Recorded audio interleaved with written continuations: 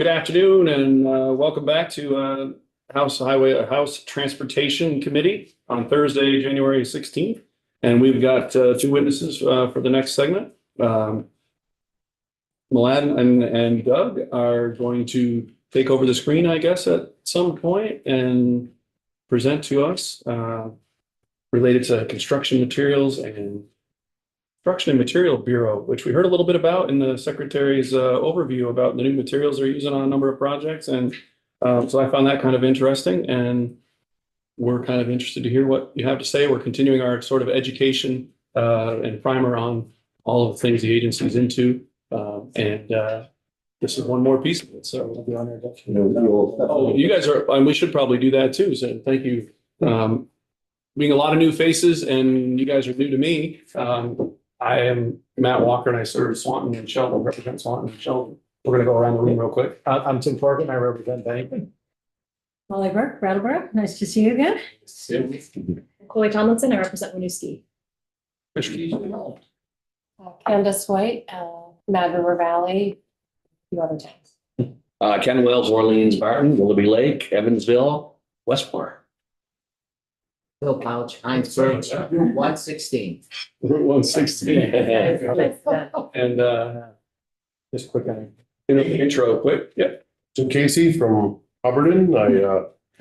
It's Addison Rutland 1, and then I represent Hubbardton, Whiting, Shoreham, Orwell. What am I missing? Hubbardton. Forget it. Yeah. And Representative Lally. Hi, I'm Kate Lally. I represent half of Shelburne. Okay, for the record, my name, No, I already went. I just went. Thank you for doing that. Thank you for keeping me on track. for the record, my name is Mladen Gagulic. I am Director of Construction and Materials Bureau. With me today is the Doug Bono, he is the State Construction Engineer. So are we are unplugged in? I'm plugging it.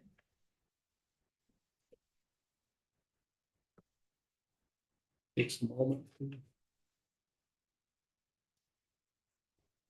Yeah, I think for future references, you have to wait till we go live, then plug in. I believe.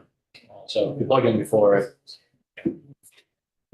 Single unplug, plug. No, you should be. Yeah, it's a way. So I do have on my screen. There you go. Okay, thank you. So, you probably hear from the rest of the Highway Division bureaus this morning. We are the last one, but not the least. The name is the Construction and Materials Bureau. And to give you perspective what we are doing with all those design projects happened, advertising, all the permits and all that stuff, project get awarded and became contract. So at that point, we have the contractor and somebody has to watch what the contractor is doing. So majority of the work what they do is providing the oversight during the construction, and Doug will talk a little bit about that. In addition to that, we also test material that is being incorporated into project, and we have two other sections that are part of the Construction Materials Bureau. Those are geotechnical section and the e-construction. So Doug will talk a little bit about the construction section, how they do it, why they do things, because when there is money coming in, we have certain expectations, so we have to make sure that whatever is in the contract is being followed. The same is valid for the material certification section, and I will talk a little bit later about that materials come in, we want to make sure that whatever is in the contract, whatever we are expecting to be, is being incorporated there. The another unit here is the geotechnical section. Those are geotechnical engineers, and what they are doing, before even projects start, for example, the bridge, they are the first people that go in onto site and then do the borings and they figure it out what kind of soil is there, so what kind of the foundation will be there. So somewhat like we are at the beginning, at the end, in the construction material bureau. And the e-construction unit is let's say we have that like for the last 3-4 years. The technology being changed, as you are witnessing every day. We are implementing as part of our processes. There is a lot of devices. There is a lot of, I would say, much better way and more efficient way to do what we have to do according to agreements what we have with different entities. And also at the same time, the contractor is also using the technology on their equipment. So we are tapping into that to make sure everybody is safe and being more productive and so on. So the next is Doug, you're going to take over talking about it. Sure. Yep. So in the construction section, as referenced, we're sort of in charge of administering all the contracts that come to construction. In that the federal monies that are allocated to the states, a large portion of the construction that we go through involves federal money, whether it's 80% or 90% of each project, for the most part, for the bulk majority of them. And so the projects that have federal participation, for the most part, are that come through our shop. And I say for the most part, because some of the very small ones that the towns will administer themselves, they may still have some federal monies. And so we're charged with administering all the contracts, making sure the construction is administered in a safe manner per the construction contractor's safety program. We just sort of make sure that they have a safety program in place and sort of monitor that along the way, both for the traveling public's sake and the workers on site. We help to ensure that their environmental permits within their contract are being adhered to and followed, that the civil rights and labor compliance issues are being complied with, or federal regulations are being complied with. And all these programs sort of touch the other, like civil rights, you'll hear from them specifically, but we interact with them in helping them to administer that the federal wage rates and worker classifications are being properly followed. Within construction, we do roughly 50 to 80 contracts per year on average. And that counts, we have multi-year contracts or whatever. So some carry over to multiple years. And the contracts come in the forms of different types of contracts, whether it's design, bid build, or design build, construction manager, general contractor, and smaller ones that are what we call IDIQ projects. So there's different types of contracts that we administer. And the program generally from year over year will run between 180 and $200 million worth of contractor payments a year. Doug, what would apologize interruption on there. 50 to, we didn't ask about whether you wanted questions all the way through. We definitely want to feel free to ask at any point, I think is what we discussed earlier.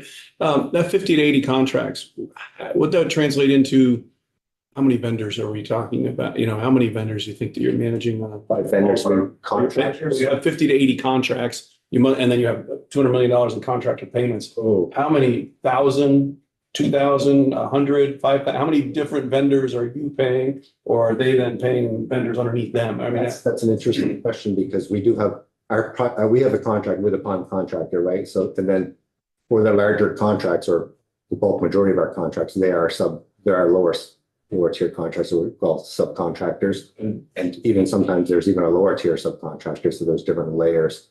Ballpark, I would guess there's 100 maybe, different between prime contractors, subcontractors, and lower tier subs. how many prime contractors do we generally work with? I assume they're mostly the same ones year in, year out. Yeah, there's a half a dozen paving contractors that are primarily paving contractors, and 20-ish bridge contractors, maybe 25. I mean, they're the normal players, so to speak. It's a pretty well-known. Absolutely, very, very small group. Do we struggle to get those vendors to bid on contract? I'm taking it. The engineering firms, but we kind of like go to the engineering firms and then they hire from there, don't they? Like, Well, we have EI or, is it EIV? EIV, so that we have. Daughter work for them. Correct. So we have when we are overseeing our construction on site, we have, in addition to our we have roughly 70 full-time staff on my staff. And then we supplement those every year, every season with the consultant firms. There you go. That we have 4 consultant firms that NEIV is one of them. Yeah, That come on board and help us with the resources, the support personnel that we need to help track Yeah. all the contractor quantities and payments and on-site inspection. Yeah. Yep. It's a really good relationship. yeah. Representative Corporal? Just a quick question on standards. You're talking about, you know, dealing mostly with federal, but can you talk about the different processes that you go through as when you're doing on the field and you're doing a testing as far as the federal standards as opposed to the state standards? And what that does to the cost of the project? I think I know the answer, but it seems like, you know, federal, there's a lot more hoops and standards and it adds Well, money to it. yeah, I wouldn't say there's a huge difference. The quality materials that we incorporate into the project are a standard that is set basically at the federal level. And we don't set, like, as this municipal project was built, they would follow the same sort of our state rules. So there's not a huge discrepancy in the types of testing and materials that we would incorporate into projects if it's overseen with 100% state dollars or if it's a federal aid project. I was under the impression that was just the opposite, that could add like 30% or more to the contract. No? Well, so it's Jeremy Reed, Chief Engineer for the record. So I think for the biggest difference lies is actually in the project development. Right? So we have some latitude as a state to set our construction standards, and really those are met to meet the design intent. Where the sort of onerous process and bureaucracy comes in from a federal perspective is going through NEPA, the right-of-way acquisition process. So really, the added cost is in the development, not specifically the construction. The product. itself. Okay, good clarification. Thanks. On those, Doug, those paving contractors, do you tend to keep them in their region or can they bid on any contract statewide? They can bid on any contract that they want mobilized to go to. Okay. Thanks. And so just continuing on, we do generally in the summertime try to bring on 5 or 6 temporary employees, which we find to be very beneficial. It sort of gives the college students in their summer in like a mini internship. It gets them exposure to some of our construction sites and gives us exposure to them actually too. So if we can see them down the line as a potential permanent employee, it's beneficial to both sides. So that's a good program. And 80 to 100 consultants. So this is the line we sort of spoke to a little bit before. On a general season, we would bring on something between 80 and 100 consultant seasonal to help us with their inspection.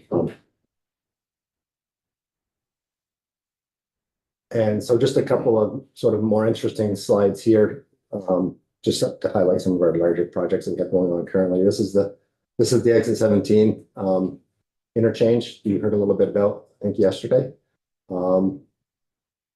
And so it's a rebuild of a new bridge on US 2 headed towards the islands at the exit 17 interchange with new ramp configurations. This is the slide on the right is kind of where they're at now. The steel is set, and so first thing in the spring we'll get back out there and get the bridge decked and poured and start building. Continue on with the foam to glass aggregate use in the approaches, and we can talk a little bit more about that in a second. The second project I just wanted to highlight, I'm sure everyone is aware of, is the Quechee Gorge Bridge. It's a very unique site. Obviously, it's a beautiful setting and a challenging site in the traffic management aspect of it. Just replacing some of the deteriorated steel and the deck and creating some better facilities for the pedestrians. And I think with that, we'll go back to Malawi for Trail certification section. I used to work there. We work together. So the next section, and you can read from the screen, but I will talk between those things. that's the another portion of the strings that are attached with the money when we get from the federal highway. And that requirement is that each state must have AASHTO accredited laboratory, to test the material that is being incorporated into the project. We do have only one AASHTO accredited laboratory in Berlin, and I am more than willing to invite you for the tour. Some of you already been there, but it's pretty nice to see it. So as I said, those are requirements. We don't test all the materials. Some of them are being accepted based on the certifications. So one that are being specifically produced for us, such as concrete, precast concrete, and the pavement, we put more scrutiny there, to more testing to make sure that that is being done right. Here are some numbers. We have, well, Doug said, like 20 asphalt plants in the state of Vermont in surrounding area is supplying the asphalt to our project. 17 concrete plants and 5 precast. Fortunately, we do have a lot of good aggregates here, because mountain area. So just put a shovel in and there is your source. It's not so simple as it is, but basically every aggregate source get approved, being tested, so it can be put on the project as part of the concrete or individual as a sub base or going into the pavement. Go ahead. Those 20, and thank you, the 2017 5, are they, you said they're all in Vermont or mostly in Vermont? Mostly in Vermont, and there are some of them in the New Hampshire, some of them we are dealing in Massachusetts and also in the New York. So do your inspectors or whatnot, do they go to those facilities, or do you pull the product that they're using from the construction site and bring that back to the test? So there used to be, they call it like method spec. It's almost like, I am giving you a recipe to make a bread and I give you how much salt, flour and so on. That's the old way how we used to do business. Now it's like more performance based. You do know more about how to make pavement than us, but we want certain performances of that product. So that's we are switching. So we used to be heavily present in the plant. Now we do go approve the plant. It can be done. And then we might be grabbing samples from the truck or on the site, bring to the lab, and then we test it there. And so part of that quality is that incentives. We also, if you are really good making the product what we ask, we give you a little money. But if you are like not meeting specification, but still good, we hold it a little bit. But if it's really bad, like you own it. So that is basically how it works. So the resources are similar in the construction oversight. We have 24 full-time regional employees, a couple of temporaries, and consultant. Here are some other numbers might be of interest. How much hot mix as 23. We don't have a number yet for 24.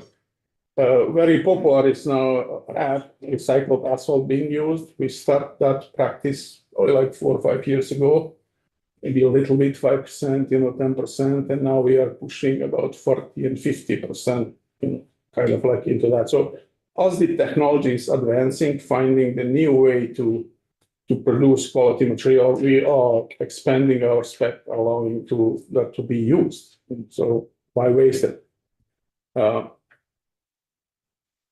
So part of the innovation in that, along those lines, innovation, what is going on, because a lot of recycled materials, and I remember one presentation, somebody showing the picture on the Google Earth that from the NASA, they took the big mountain of the recycled asphalt material in Virginia, how big was whole mountain of that before they start incorporating into project. So it goes way back. We try to recycle, as you can see, and you probably feel when you drive over the road, it's like a little bit bumpy, grinding. So you have to do something with that material. And industry found a way to use that portion of that material, mix with some other additives and so on, and put it back on the road. I think that's the win-win for everybody.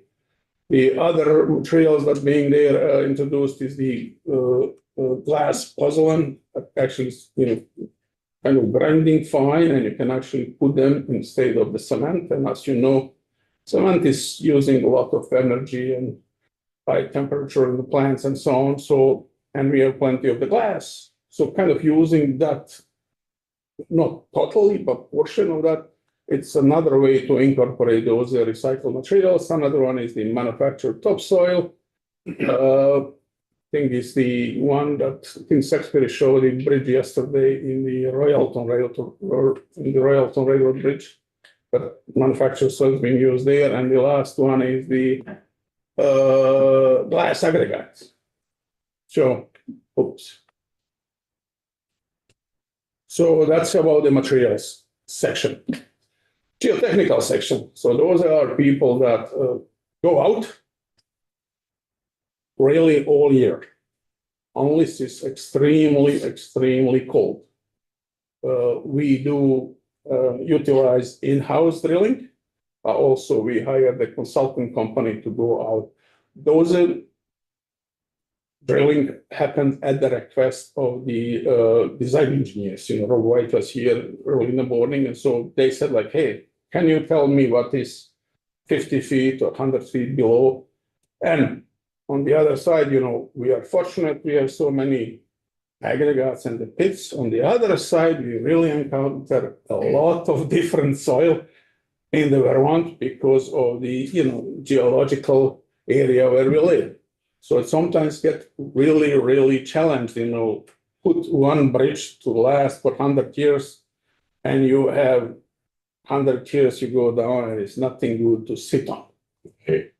Clay or everything else. So it's really geotechnical section engineers. They provide the foundation, use the easiest, cast in place concrete, but then you have the piles, then you have the shafts, and all kind of different way to kind of bring it to the safe level. And now we can talk and start designing the bridges. They are also geotechnical section in really exposed last 2-3 years. We do the weather event. We have a lot of slides, riverbanks, you have also rock fall and all that stuff. So I would say they are busy 12 months a year, specifically in the spring when the winter is going, a lot of water and so on. Some of you might experience that or not. And the large one of the project there at the beginning, I guess, so was in the Farley, where was going southbound, that happened last February, as the rock cut. We have the programs, we grade them number 1, number 2, number 3 based on risk. Worst case is you guess smuggler's notch. That's the number 1. That in the Fairley was number 2. So when rocks come down, you have to do something. And then issue work as long as you can. Project is still going on and will be finished the next construction season. But we will get plenty of years of the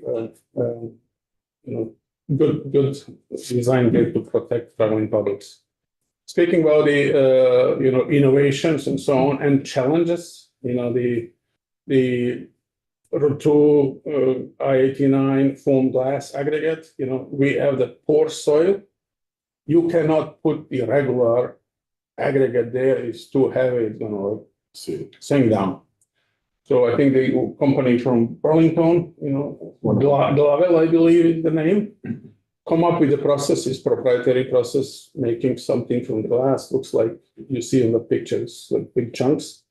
And those get applied at the project site. You can see the pictures there, and the thin layer, then they get compacted, squished. And then at the end, when you go through the process of putting them in, you achieve the design requirements that soil base is now stable. It's not going to slide, factor of safety, and so on. So a lot of their innovation, you have to be to respond. It's different in southern Vermont, central, if you go Lake Champlain and so on. It's a lot of challenges, but that's why it's beautiful to live in Vermont. And 25 years by now. So let's see, what's the next? Here is the two good examples. Some of you might, one is the Route 2 on the playing fields. Last event, it's really like going down forever. A river is on the left side, the first picture on the left. And we successfully mitigate that, like shifting to one lane. And when we lined up the contractor and construction oversight, like we squeeze it, we have to shut it down in 2-3 weeks, something like that. Went in, fix it, pull it out, and road is open. So those are unplanned, unpredictable projects. I do know that Rob was talking in a planned program and so on, but every year we get the surprises. Every surprises. And on the right side, that's the, Fairley project. This was like, you go there and it's then like, rock was falling down and landing into a traveling lane, unsafe for anybody. So mobilized work, even company that actually did that job, they picked from the West Coast. They show up in 24 hours. So that's, you have to do something.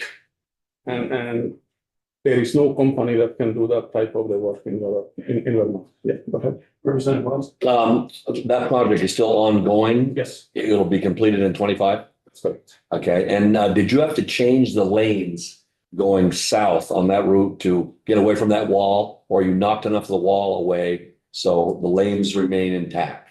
So in different phases, when we are, most of the time we shut down the southern portion of them. We divert the traffic to US 5 going in. And even when, depend on the activity, when we are like pulling out the big, large rocks, when we are working there, we even shut down in northbound.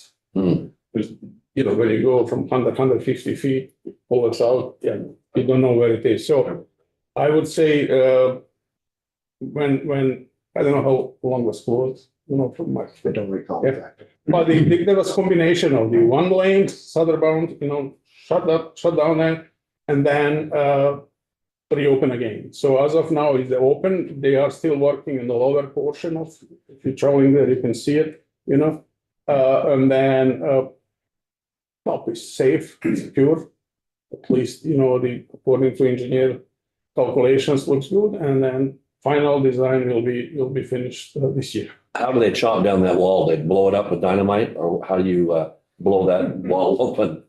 Interesting, and I was there a couple of times on the site. Those are special skilled people, but they are hanging on the rope. There is one on the top, and there is 5. They call it scalers, coming there, and they use different techniques so one is the pray bar, what you use it like that, Then they have the cushion like this, and they put the cushion between 2 rocks, and they apply the air in, and air actually kind of pull it down and so on. So in this situation, because proximity of the traffic, we didn't use the blasting. Okay. And it depends on the location situation, you can use the blasting, but this one is the, heavily manual work. Wow. And think about it hanging there for 8 hours. I saw them at times. It's amazing. It is, and the number one is the safety, to make sure that everybody is in the line, that the rock is not coming your way, kind of like, so highly coordinated work. And, so far, knock on wood, everybody is safe. So that's how that is done. Okay, so last but not least is the e-construction section. So as I said at the beginning, this is to respond to ever changing and developing new technologies. When I went into school, there was, if you learn something, you put your head down and that's how you learn something. Now we are learning something, look left or right and even down. So just basic concept of learning something is change. So the big portion how we manage those projects, because part of the agreement, we have to keep record for 15, 20 years. We get audited every year, and we get audited randomly. Audit company come in and say like, okay, here is the sample, give me all about that project. It could be 5 years. So finding what Doug's people are working on Thursday or 27, 3 afternoon, if you did kept that record, it's hard to find, but that was the requirement.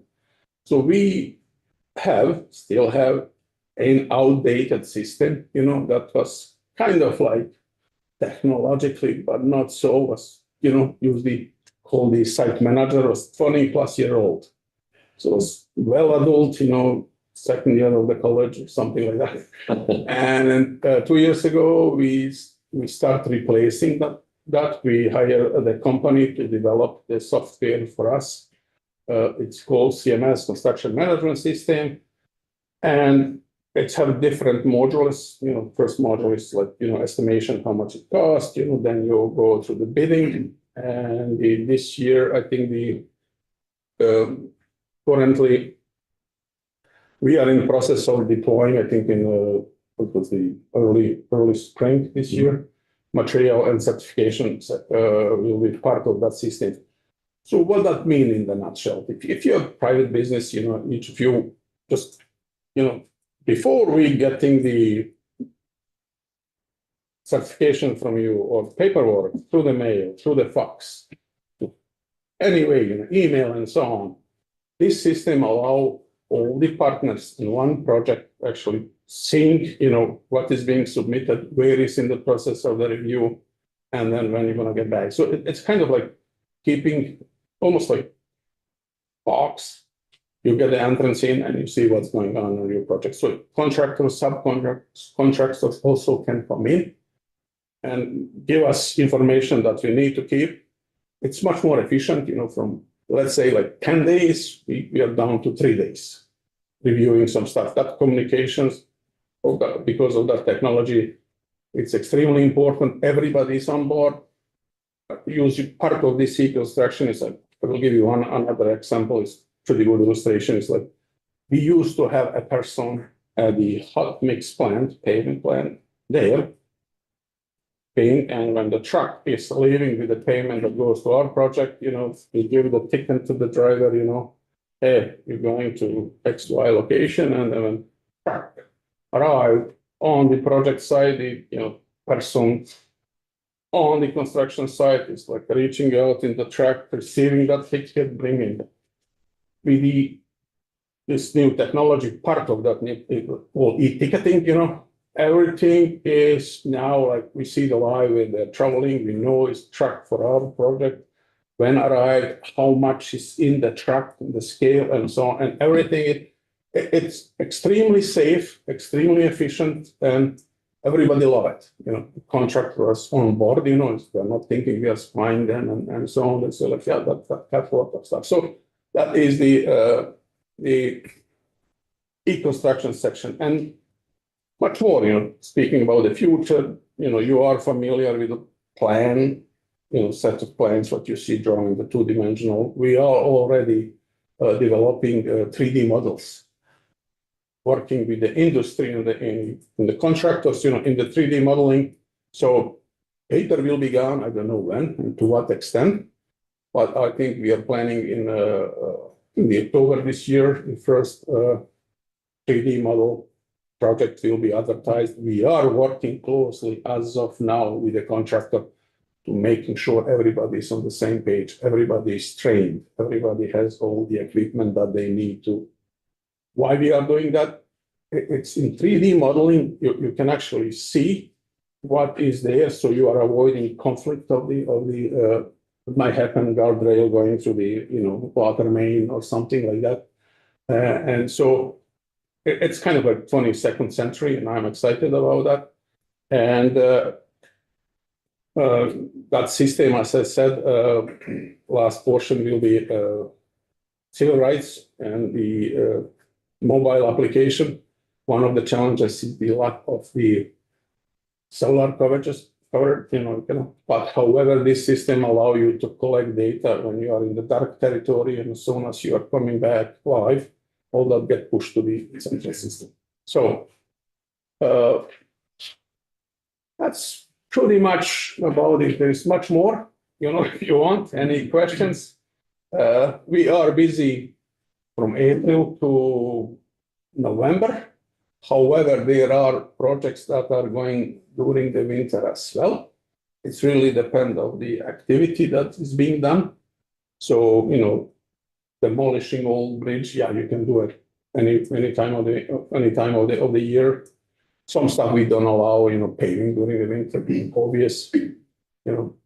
Sometimes you can actually pour the concrete, in the cold weather if you provide enclosure, temperature and all that. So we try to work as much as we can with the industry, listen to them because they are closest to the production, and they know what is the new, and then that's how we adjust our processes.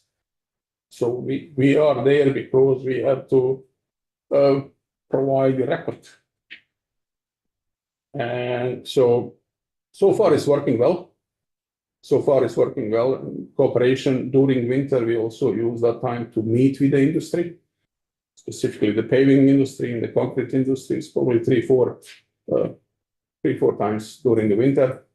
And then during those meetings, we hash out like, okay, how last season went in, what needs to be changed, does the specification need to be changed and all that stuff. So that's how we kind of keep each other, because at the end of the day, we do need contractors to do the work. If they don't do the work, we don't build anything. So we have to work together. And so far, I'm pleased how it goes. So, floor is yours. Does anybody have any more questions? Do you see any mass projects coming in on the pipeline that you can foresee that are on the books or being discussed? Beautiful part of my job, I just deal with the contract. So that's something, Jeremy might speak better, planning, programming and all that stuff. We are really strictly dealing with the executed contracts and in the emergencies. You see. Along that lines, then, have there been in the post-COVID world now, we're past it a little bit, shortages wise, or things that we're not able to get when there was issues with that at some So point? there was, some issues, during the COVID, we also worked, there are rules associated, as you remember, and so on. All that caused disruption in the materials and so on. Heavily, say like 2 years ago, maybe a year ago, but we are slowly seeing that it's coming back in the new normal that it is that, we have definitely shortages with finding, qualified workforce that is willing, live and work in the Vermont. That's our priority. Vacancy rate is, like in construction materials, we have I think total number, we have 120. We have, when we need it, we bring more consultants. And so far, we get qualified people, maybe we trans employee, but also, consulting is willing to give us people that actually have qualifications what we need. Representative. Thank you for that. I have a couple questions. On the material side, looks like you're doing some really innovative things, working with recycled material, makes a lot of sense. Are you getting ideas for these types of materials from other states, other countries? Like, where is the innovation coming from? And then I have a specific question about use of glass. I feel like at one point I was seeing lots of little shards of glass on the sides of the highway, which when I think about bicyclers, that was a little problematic. And I don't think I've seen it in the last year or two. So was that material being used on the tops of roadways and now it's not, or? So answer your first question, where the innovation come, it's different facets. There is there's ongoing federal highway innovation program that each state can apply and, ideas submit and we can participate in those one. Second facet is the industry itself. They have some great idea. They produce some materials and they come to us. And in my last 5-6 years, I have like couple occasions when industry come in. Hey, what do you think? Can we use it? And we are working with them doing that. I remember the tail-offs from the Pittsford was one of the initiative. The other one is the weed concrete from New Hampshire. When they're producing the hemp and then, there are some leftovers there, can that be used somewhere else? So, we look into that, we say, okay, if you think you can make money from that, here is what specification you have to meet.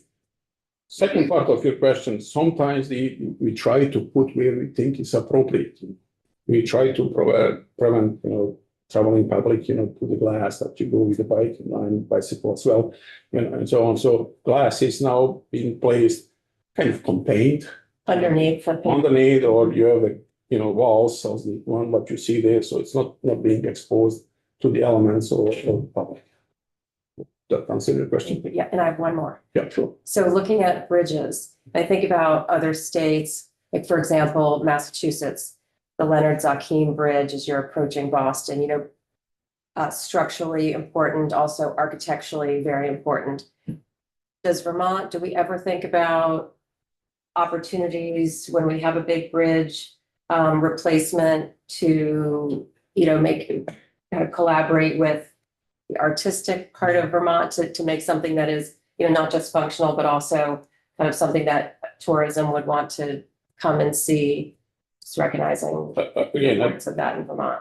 part of, Jeremy, correct me if I'm wrong, part of our, approach, what will be there as it's a multi-approach. You look from historical, you look from the aesthetic point, and also look the money and functionality and so on. So all those that come to play when you pick what type of the structures, Zakim Bridge is nice, Actually, I'm listening to podcast,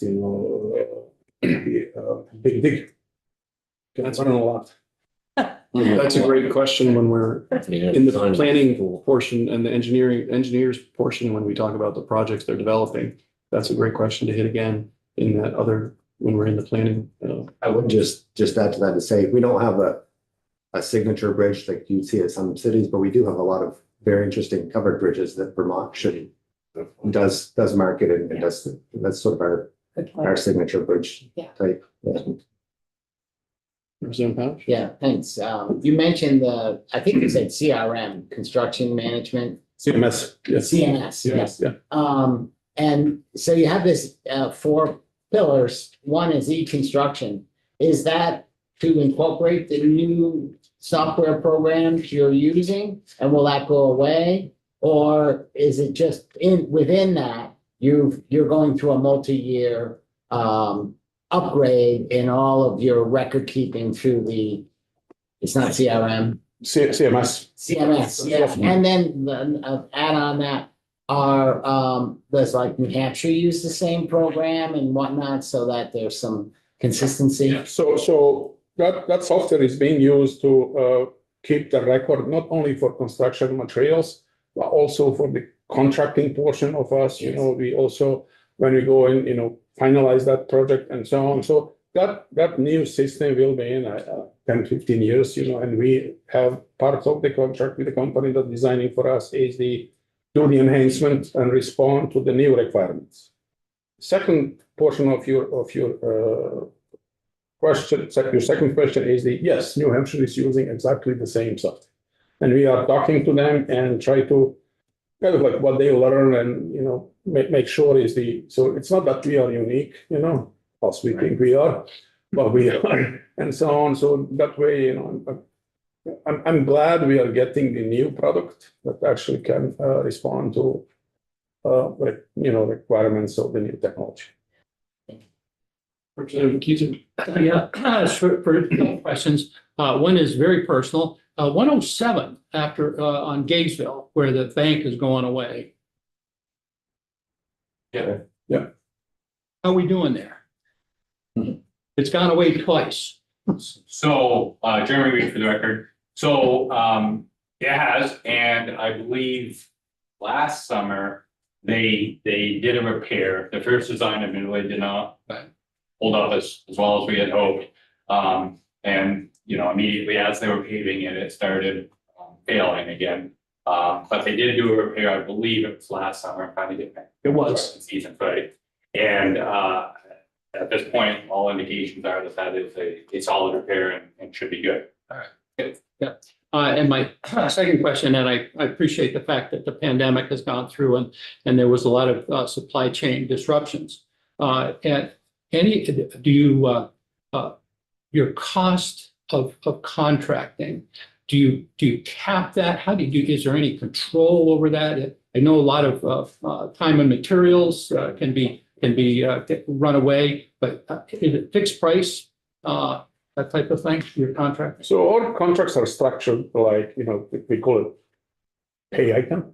Mhm. That means all included. Yes. Labor, equipment, materials, your profit and everything else. In all that story, I'd say like that lump sum is probably like 50% is the materials, the rest is the everything else. So it's up to contractor, how they're gonna arrive to that price because we are still bidding low price. Okay, so you're doing fixed price bidding. Yeah, low, Yeah. whatever is the low bid price, we go through the analysis, and if it makes sense, we award the contract. If it doesn't make sense, we try it again. Yeah. So that's how we keep that. Control of your asphalt cost? Yeah, that's excellent questions, We will have a whole section on paving. Oh, all right, I'll Excellent. set aside, yeah, Well, thank you. which is, it does seem like it fits in the material, but there is a whole section on paving coming up in terms of, there's so many things that does happen and whatnot. I'm sorry, did you have a quick question or a comment, Representative Casey? Or you? I don't know. I wasn't sure if you had. So we're gonna, thank you, Milan and Doug. We're moving on to the next topic, and thank you very much for your presentation. We're gonna bring in the crew that's waiting outside, and we'll hold tight in our spots, and we're staying online. Thank you very much. Very much. Thank you for your time, and again, invitation to visit the lab, it's still open, so, make sure. We did visit that, was that Yeah, that was fun. last year, and it's worth the trip. Whoever didn't do it. Thank you very much. We're gonna see you here next time. Thank you. Appreciate it. Rather interesting. Hi, Dana. How you doing? Great, how are you? Good to see you. Representative Donaldson. Winooski, this is Angela Briere, who's the head of the rail division.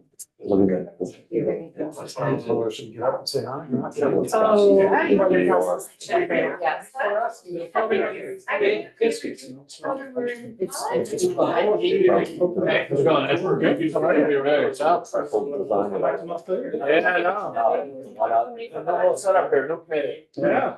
Oh, thank you. Yes, I. It's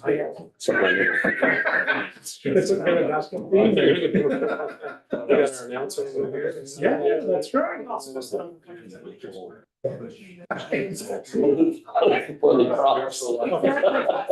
all right, I just wanted you to know before you say too much. Now thrown by the federal government. That's right. All right, we're still live, just for those that are in the side conversations and whatnot. Thank you, Representative Lally, for grabbing the door on your way back in. I think it was disabled again. Some plug in.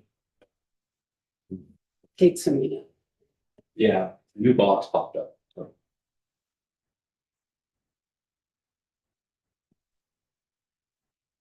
While we're working on that, I guess, since we have so many people in the room, and we have as many new people here and we've got a bigger crowd, we'll follow the precedent of earlier and introduce ourselves. Thank you very much for all coming, and then you can perhaps introduce your whole group. And I'm Matt Walker, and I represent Swanton and Sheldon.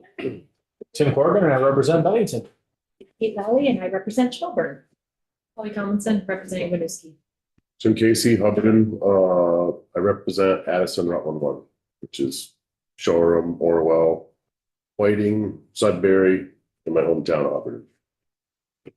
Patty McCoy, representing Pulteney, Iron, and that part of Wells, which includes Lexington. Chris Keyser, Rutland City. Candace White, Warren, Waitsfield, Facein, Moortown, and Duxbury. Ken Wells, Orleans 3, Willoughby Lake, Westmore, Orleans, Barton, Evansville. And Phil Powell, Chinesburg, wait for it, Route 116. That's their new. Everyone's You going got on. everything going on there that runs into State highway, yeah. as many programs as you can that involved. That happens. We have a pretty wide geographical coverage in our committee. And we have a nice group of people. So Jeremy, if you would be so kind as to introduce or figure out how you want to run through the presentations and get us started. Very good. And yeah, by all means, ask questions as they come up. We don't have to wait to the end. So my name is Jeremy Reed, Chief Engineer for the Agency of Transportation. With me today are Ashley Atkins, who's the Deputy Director of the Maintenance Division, Dan Delabrie, who leads our rail section, and Todd Law, who is Director of Fleet.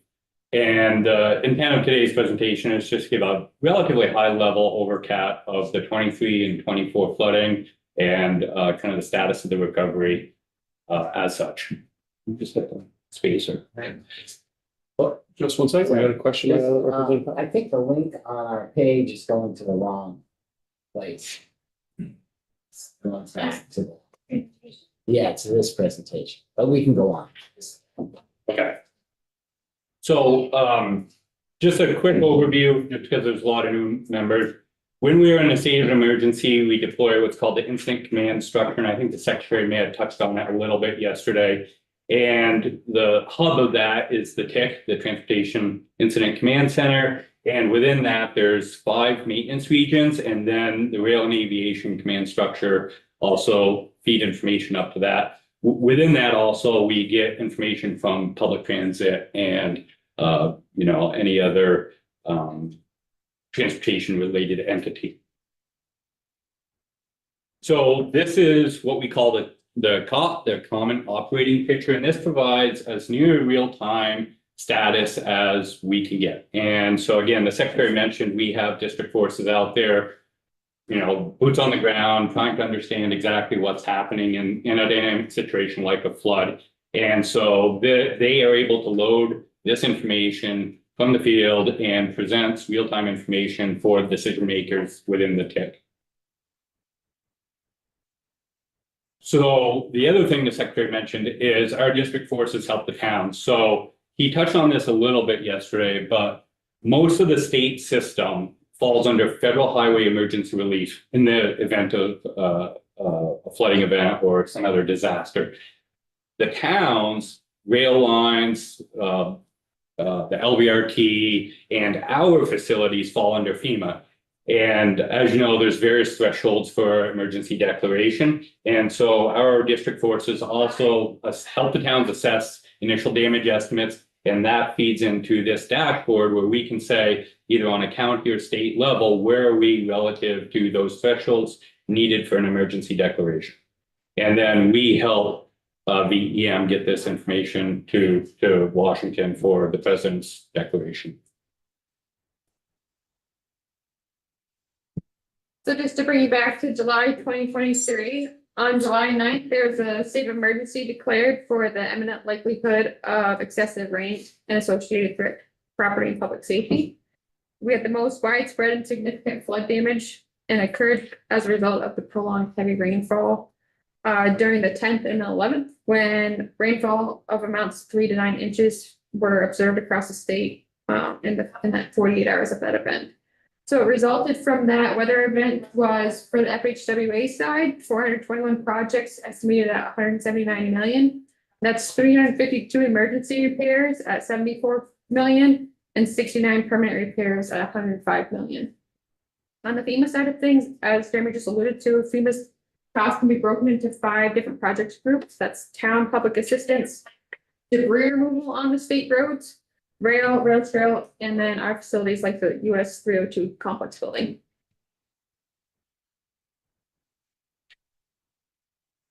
This is the breakdown of the FEMA side of the July 10th event, where the damage estimates are 61,693,264.34.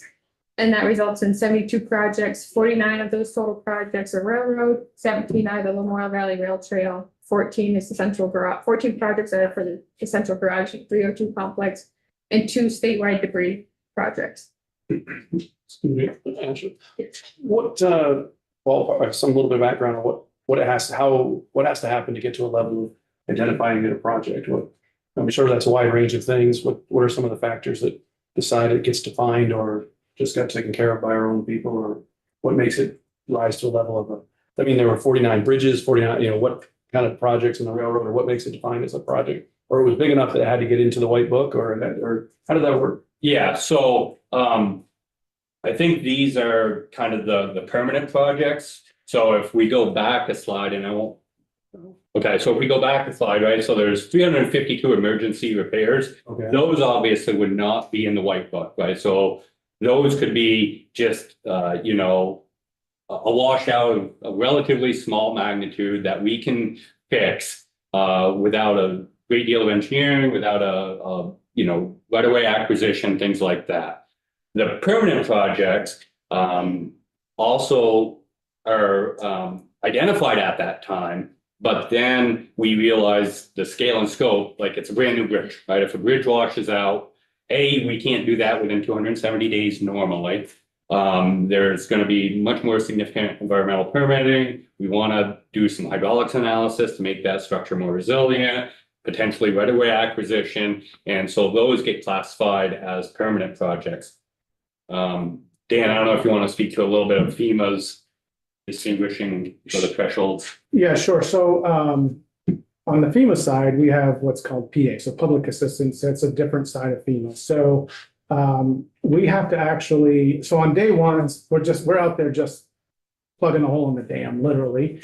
And we're out there just sort of cleaning up. Now I've got some slides here that talk about how many sites we had, but then we bundle some of this stuff into a project. So on the rail side, at least, there could be a bank slide, quarter mile up the track. There could be another bank slide or a culvert blowing out or something. We might combine that into one project because it's so close to each other.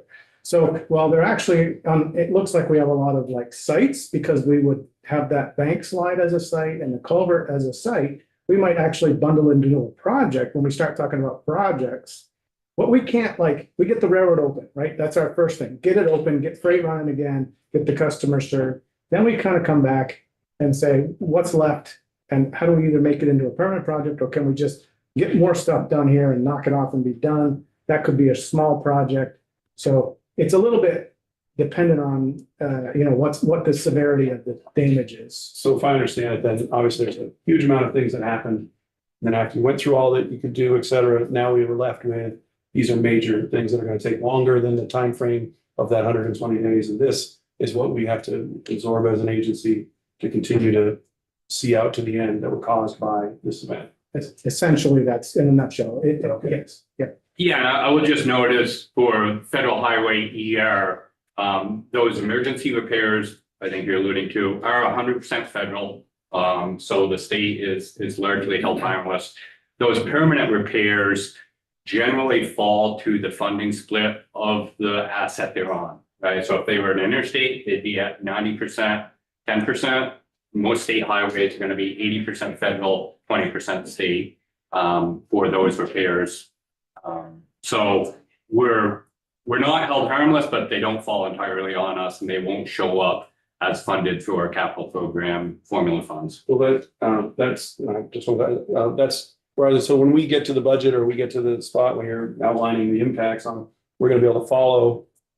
It's going to have to take pretty significant to see all of the channels that all this money follows, where it is part of our original budget, part of our FEMA, part of our permanent projects. And you're going to, I guess that's where they track it all back, and she'll be joining us again at some point. Yeah. And Jana and all of her team. Yeah, so it'll follow a lot of different money and a lot of different projects in the budget moving into this year. correct. So if you look in the white book, anything with a ER notation within the project number, that's going to be a federal highway ER project. Now, it'll just show up as federal funds. And I don't believe we split out the difference between federal ER funds and federal formula funds. So for this committee's purposes, you don't necessarily know. We know it's federal highway ER money and not formula funds. On that point, I would offer, a question was asked of Rob White earlier today, what sort of he views as one of his successes, and he mentioned bridges. And as bad as disasters are, if we look back to Hurricane Irene in 2011, we've probably, and this is a guesstimate, probably replaced 100 bridges through federal highway ER money. And so that has allowed us to have a fairly high standing nationally as far as our bridge condition, because that's, hundreds of millions of dollars that we got in addition to our typical formula funds. Thank you. Sorry to get us off track a little bit, but I appreciate it and trying to understand how we're gonna pull that all together in the budget piece, but Representative McCoy here. So one of my favorites, the Lamoille Valley Rail. Is that, would that not be federal money? It would be state money? It's FEMA money. It's FEMA money. Yeah, and then, 70 projects that are going to be yep, done, it will be FEMA money, 100%? not at 100%. Okay. No, so, and I'm not an expert on FEMA, Dan, maybe you are, but there's different thresholds, right? You get to a certain threshold, then it's 90%, it's out like 75. Yeah, so typically, FEMA PA starts out 75-25, the state's responsible for 25%. If the disaster is a large disaster and the dollars go up, the higher the dollar in the disaster, the higher the federal match is. So, we have gotten to, this last one, what was it, 90-10 maybe, we were at 100. 23 storm might have been 100, it might have been 90-10, I can't remember, but yeah, so the bigger the disaster, the higher the federal portion. As far as the Lamoille Valley Rail Trail is concerned, so Rail and rail 17 trail. seems like that's a pretty high number. No, 17 project sites. Yep. 17 project Yep. sites. Those numbers are just are correlated to how many sites or how many projects that we have. Within the sites of the 93 miles, 17 separate sites, which seems like a lot. Yep. Yeah. So, okay. But you don't have a sense of what the percentage payment from FEMA will be at this point? It depends on each storm. Right, so as Dan was saying, depending on the magnitude of the storm, FEMA changes the ratio depending on the severity. So, Totality of the yeah, storm so, statewide? yeah, Okay. so I think, a smaller storm would be 75%. Okay. Federal 25%, and then it can go up to. And it also changes by county. Okay. Counties they have to meet the threshold for that county, and the counties are also different thresholds, not every county is the same, so. The FEMA PA program is a little complicated. Right, yeah, okay, thank you. This is me. We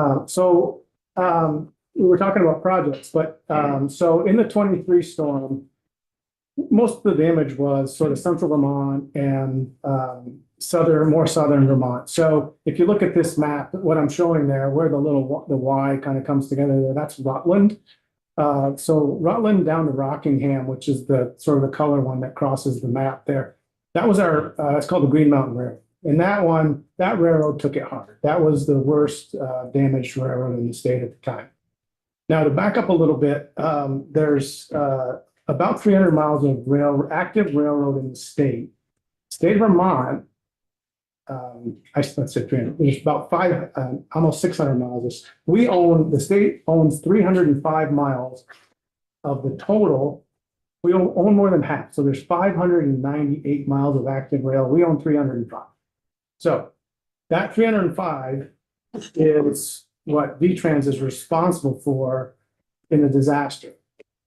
So out of that, the Green Mountain Railroad was our worst railroad that got hit. And then the yellow line sort of on the left, that's the one that goes Rutland down to Bennington, that's called the VTR. And those were probably the two railroads that got it the worst.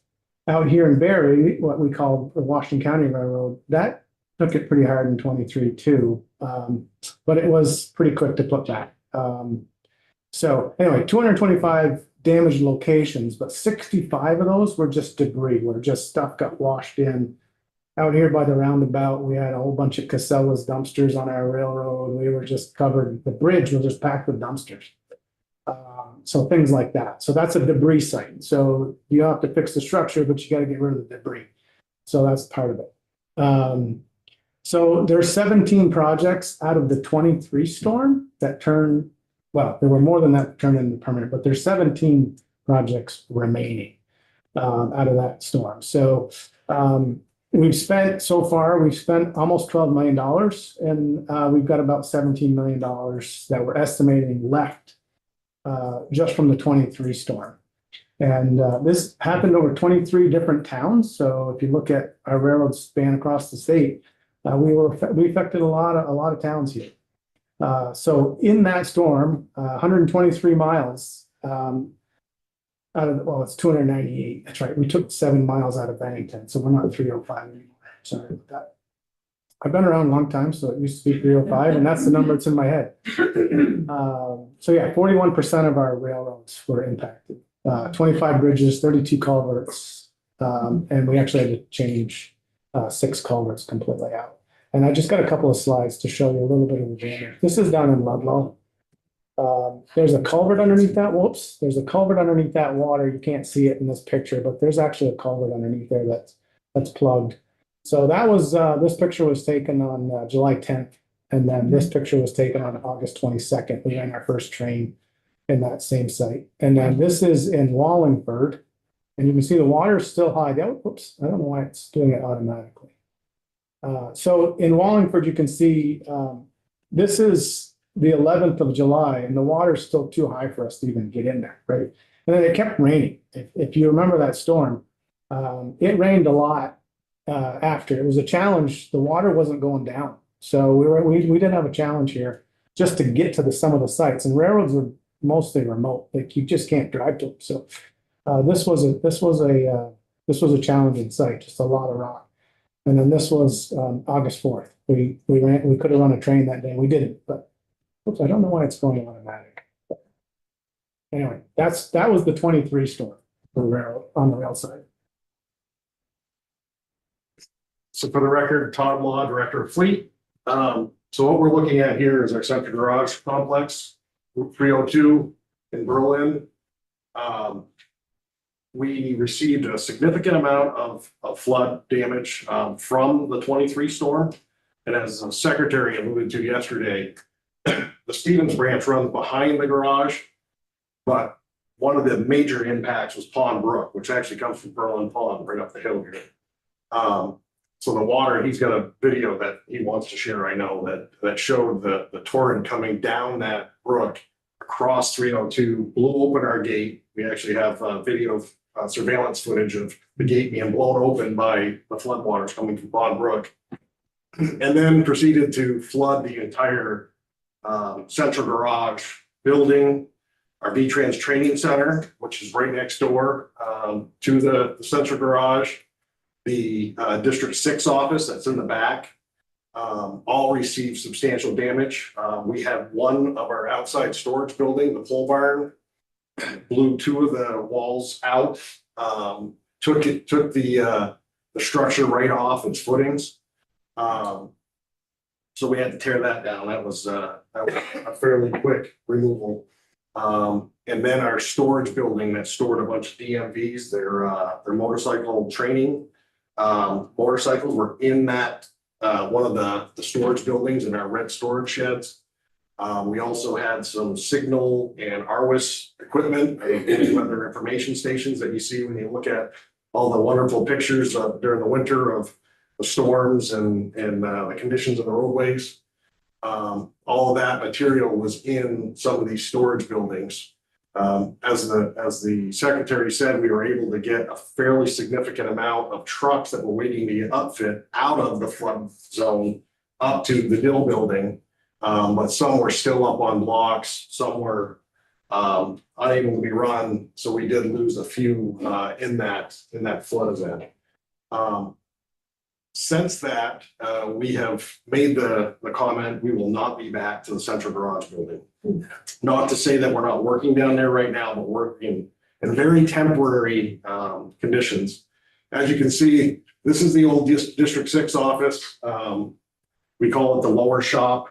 The only place down here where we have bathroom facilities on what we're using right now. There's 2 bays for larger equipment, 2 bays for smaller equipment. It's on the other side of a wall. Our drill crew was actually in here pre-storm. Central Garage took over the entire facility. The training center is no longer being used. There was substantial damage there, including some of the electrical services. And that's the big issue with the central garage building itself. Significant impacts to the electrical service, meaning it would have been significantly difficult to rebuild there. This is the second major damage we've had in 12 years. And to meet FEMA standard, we'd have to put it above the floodplain plus 3 feet, which just was not feasible. So the best alternative here and what our plan is to remove all the buildings. We have some contaminated soils down here from 70 years of performing different types of maintenance that have made their way in, including some underground storage tanks. So we have to fix that issue first with contamination so we can turn this back over the river and hopefully alleviate some of the flooding in areas like this. If we can make floodplain up here, it'll allow the river to expand when the water comes up and hopefully not cause more flooding in the downstream areas. So the upper shop here was a big storage building. It was not impacted by the floodwaters. It was built in 2007. It was built to an elevation above the 100-year storm elevation. So we received a little bit of water in one of the corners, but no damage at all.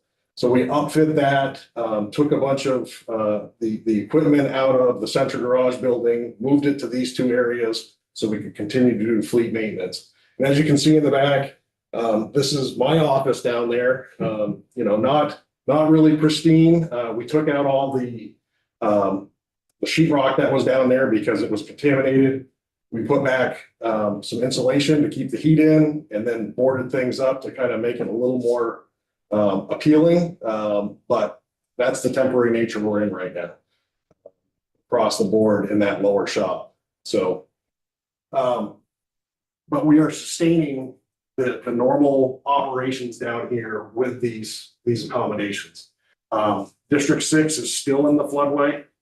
I think the secretary talked about December of 23. We were down here doing that same thing we did in July of 23, moving a bunch of equipment out of the floodway, bringing it up to Dill into the airport because the waters were coming up in the back of on the Stevens branch. And everybody moved their toolboxes out. The toolboxes, personal damages. We have our employees have to provide their own tools. Those were flooded. Very, very expensive tools. These things were phenomenal tools, but immediately started rusting from the floodwaters. So definitely not normal river flows. So, Representative Burke? So when do you anticipate being in the new building? So that's a great question. So since that, it just like she knew it was coming. So last year, we actually purchased a property out of the floodway, and I think the secretary said this again.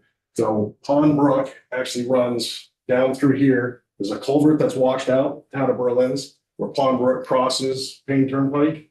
Here's the new state police barracks that used to be the Vermont Department of Libraries building up on Payne Turnpike in Berlin. Much higher elevation. So we have some hurdles to come through. We do have some wetlands in the area that we have to work around. So we're working on permits for that right now. But we purchased this property last year with the intent of building this new facility to last us for 75 or 100 years. So with all that being said, we are working on an alternates project through FEMA. Again, we're under the FEMA for our facilities. So instead of rebuilding down on 302, decision was made shortly after the flooding, was to not do the PA realm and try to retrofit what we had down there because of the desire to leave the floodway. So this alternates project, we're submitting estimates for the repair and reconstruction of the 302 complex for FEMA to tell us how much money they'll give us. So that's one of our big things is, where's the funding going to come from? We're hopeful that FEMA is going to help us out a lot. So we can build this new facility, but of course, without that, we're not moving forward very fast, so. And the co-benefit of that, having the floodplain. Take the place of the, Correct. we have 2 new floodplains in Brattleboro that have been very successful in keeping our water, the brook down. And I think in this area, working with our neighbors, Berlin and Montpelier, they're interested in several locations. On the path, the previous slide, can you go back one? On the backside, oh, I don't have that on here. So on the backside of Central Garage, there's the Berlin Mobile Home Park. That was significantly damaged. And it's been the second time in 11 years. So they're not going to rebuild there. Berlin is looking at doing the floodplain restoration over there. So between that one, our parcel, and I guess there's a couple more parcels in the Montpelier side, they're really looking at hopefully providing some additional floodplain for alleviating some of this future flooding. Just a quick question. It seems like we have to do what we have to do and we are utilizing that facility somewhat, but as far as insurance is concerned, are we insured or are we not? And is there a liability on our part just saying that we're gonna take that risk? So we are self-insured for the most part. So we do have some additional coverage above our self-insurance. I think there's 2 different policies that we go through. So we did receive some monies from insurances, but most of that's gonna come back to FEMA, so. Yeah, so I'm just saying if God forbid there's another flood, even though we feel safe and it's elevated, that's on our dime. Correct. Correct. Yeah, and that's why we're very anxious to. Yes, I would be too, for sure.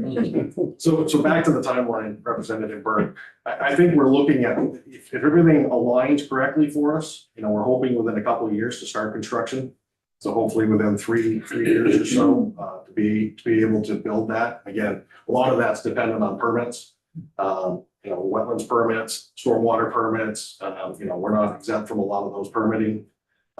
As Jeremy can attest to all of our road projects, same thing with our building projects, so. Thank you. All set with the same? Yep. So following the July storm, we had a warm and wet December. In several areas across the state, the weather set new records for the temperature and the rainfall. There's 2.2 inches in Burlington, which broke the previous record of 0.85 inches set in 1954.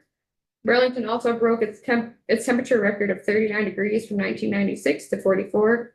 And Montpelier also beat its 50-degree temp set in 1949 to 59 degrees. This resulted in, for the FHWA side, $7 million worth of damage. That was 31 emergency repairs, totaling $2.5 million, and 2 permanent repairs, estimated at around $4.5 million. On the FEMA side of things, just shy of $200,000 for the estimate, which included 3 projects. Once again, 1 on the railroad, 1 project site on the Memorial Valley Rail Trail, and then 1 statewide debris project.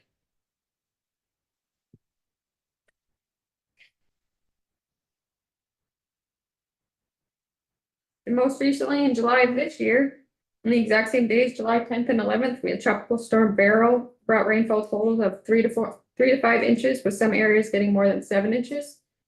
Then on July 29th and 30th, a slow-moving thunderstorm brought more rainfall to localized northern areas of 4 to 8 inches in just hours.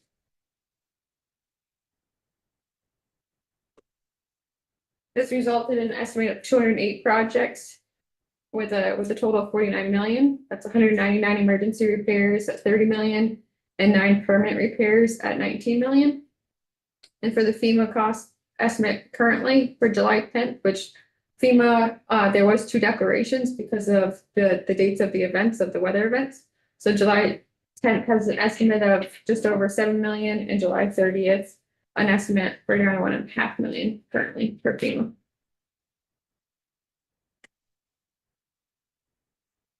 So on the rail side, for the 2024 storm, different part of the state, different railroad.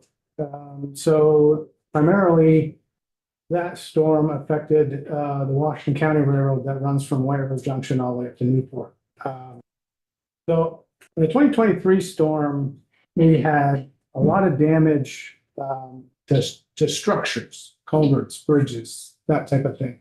2024 storm, it affected us differently. We had a lot of slope slides, smaller culverts, ditches, different types of damage, not as much debris, a lot of just more ballast washouts, things like that. So we did get hit with, again, as Ashley mentioned, there were two different storms and they hit us both.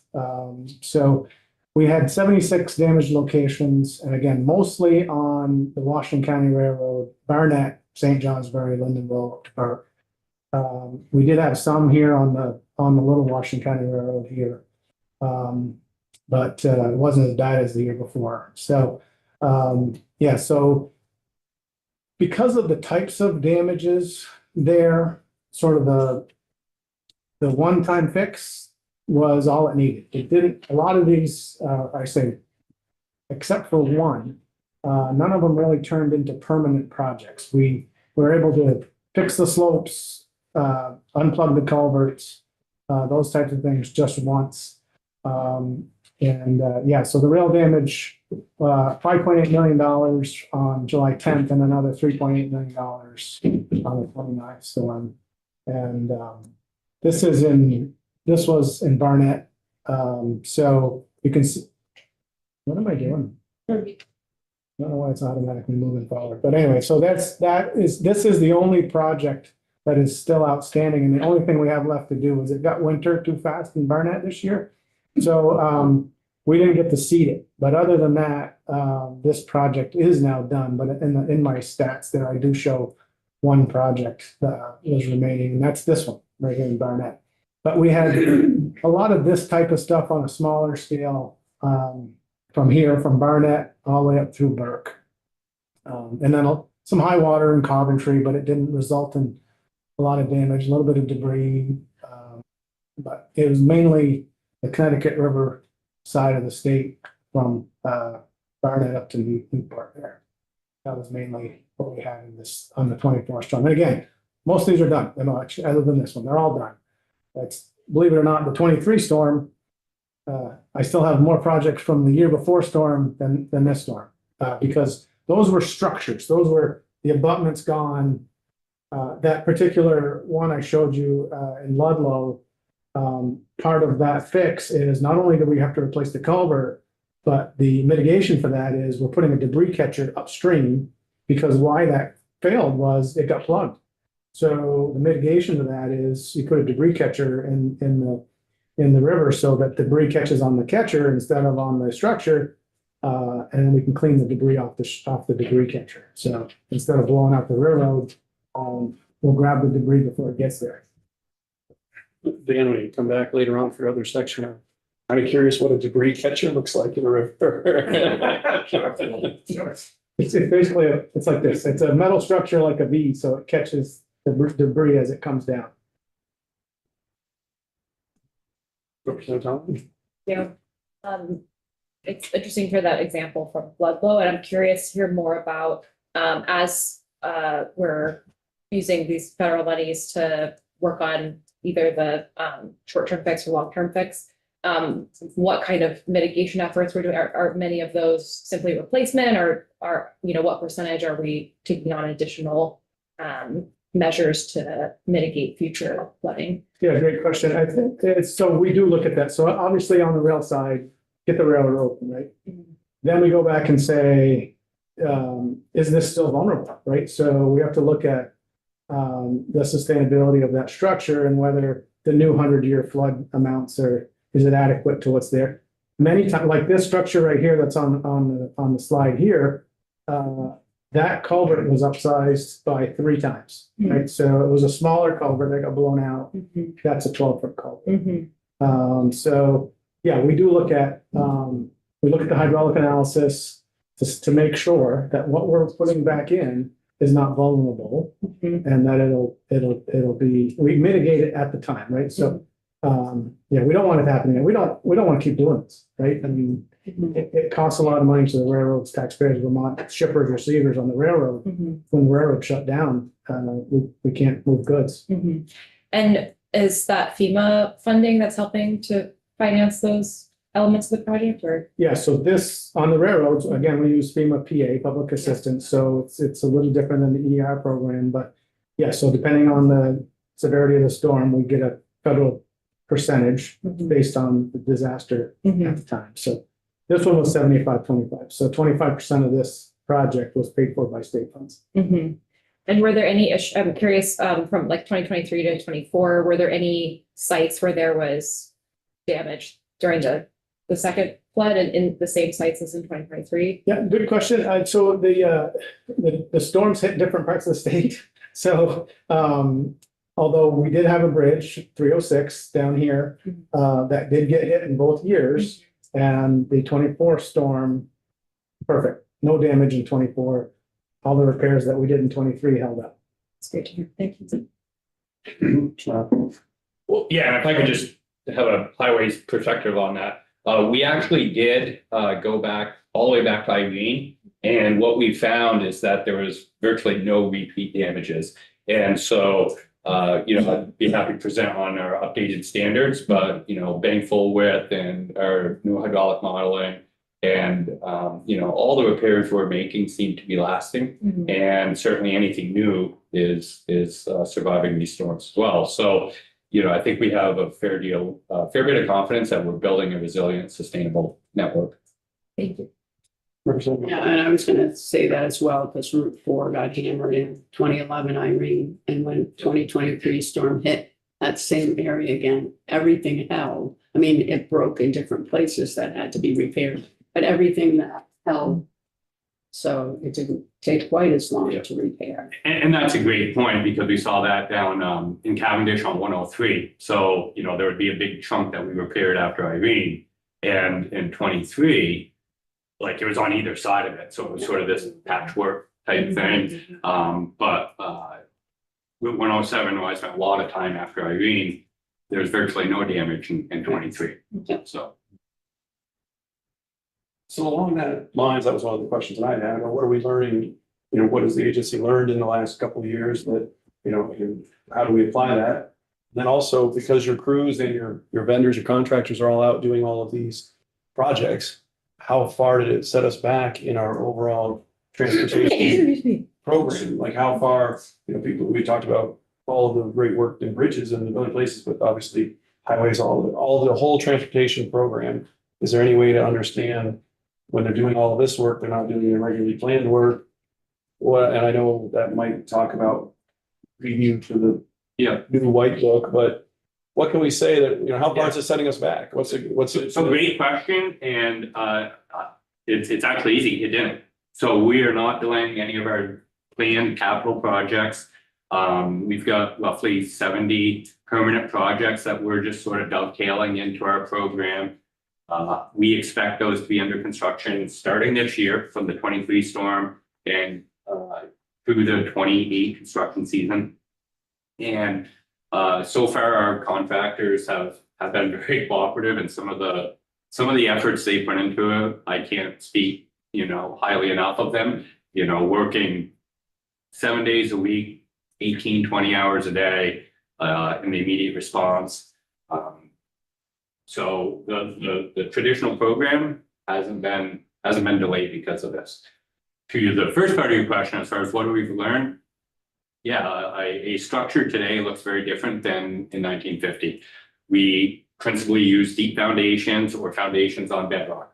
So the scour, we don't see scour with new bridges. If we do, it might be scoured, but the bridge is still there because it's meant to be scoured, and we just fill it back in, and we haven't lost the bridge. All of our culverts are upsized, for bank full width, which also has the benefit of allowing for aquatic organism passage and other wildlife connectivity. So I think we've learned a lot, and our standard procedures are, sort of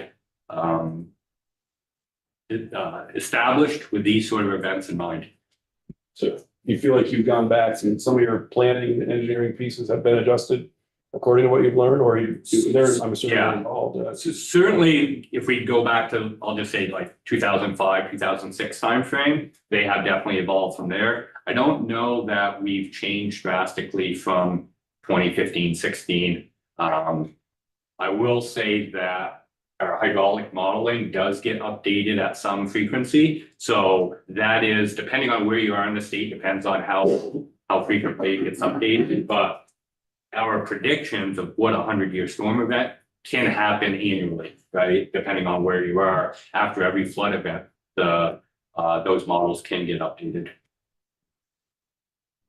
Yeah, just following up on Representative Thomason.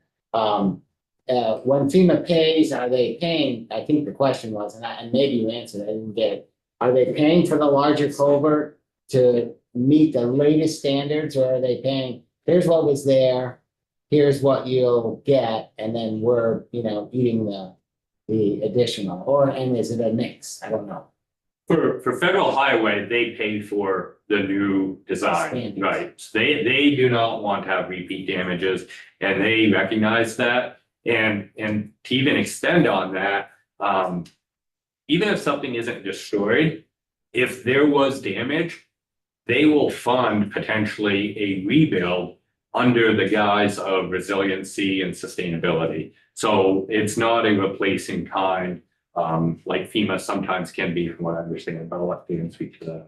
Yeah, so on the PA side, we have FEMA folks that we work with almost from day one, and we have to, like each one of these sites, we have to put something called a project worksheet together for them. And we actually, if we want to upsize like this particular culvert, we wanted to upsize that, we actually go talk to them and say, it was, I can't remember the exact size of this, but it was probably like a 4x6 or something. We want to go to a 12. We show them the hydraulic analysis that got us to that conclusion. They look at it, okay, fine, we're going to pay for it. Thank you. Representative what? So it sounds like you're learning a lot as we go through these different flooding events. And one of your colleagues this morning was talking about, the Director of Asset Management, how there's a process where you're monitoring and reporting on all the assets within the Agency of Transportation. So my question is, how are you taking what you are learning in terms of flood resiliency and educating our towns and, the towns that are responsible for roads that are kind of outside of the Agency of Transportation, private roads, dirt roads, et cetera. Is there a way of sharing that information, educating towns so that they can also be thinking about resiliency and best practices? So we share that with them, and there's various resiliency models and plans that are out there, and we can have somebody come and speak specifically to that. But we can give them the knowledge, but we can't compel anything. And so, we'll advise them, but ultimately they have to make that decision on their own. Or do you, is there a way that you think would work better than what's working now? Well, yeah, we've updated our sort of design standards, and we would certainly suggest towns follow in that vein. But, the practical realities for a lot of towns, unfortunately, is upsizing may not be in their financial capabilities for your everyday replacement and maintenance events. So again, we certainly advise them on how to build safe, resilient structures, but ultimately the choice is there on their network. To follow up on Representative Whit's comments, so even though that there's federal money involved here, they don't have to rely on those standards? I don't know how FEMA works. So town highways and town assets fall under FEMA. And I'm not sure what the FEMA requirements are and what the rebuild requirements are. Thank you. The towns are under FEMA, you're under federal highway, and you're under FEMA PA. Okay. Not that I got that, but. Anybody else have any other closing questions or comments? Just have a couple things to add to that. I have a background in municipal public works. As a public works director in Montpelier, I work for Essex. So a couple things. In the past, FEMA was, if the culvert's still there, it needs to be put back in. Unless you go to them, like Dan said, and say, this is a repeat area or something, sometimes they'll give it consideration.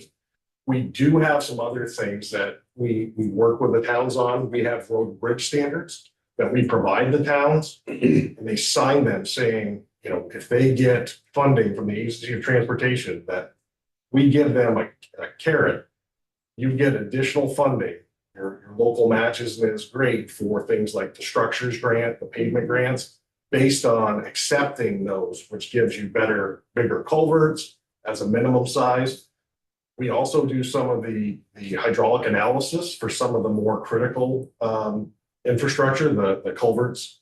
Our own hydraulic section will do that for some towns. They have to request it. It goes through the process, much like our own. But we also have some other things through the V-Trans Training Center and Vermont Local Roads. So we do a lot of training through our Vermont Local Roads program with municipal partners. And we do look at them as partners, because our own staff, our own technicians from the districts will go out and work with those towns if they ask for our assistance. And that's one of the things that we did a few years ago, was to add another technician to every district for that. You know, we know towns don't have that. You have a road foreman, you have a clerk, you don't have, not everybody has a full-blown public works with an engineer on staff. So we do provide a lot of insight, a lot of assistance to the municipalities to make sure that we're not going down the same road every time. So upon request by the town, you would come out? Definitely. We do that all the time. We also have the Better Roads program that's administered through Jeremy's group. That goes out. There's a lot of funding through the Clean Water Act, through the Agency of Natural Resources and Department of Environmental Conservation.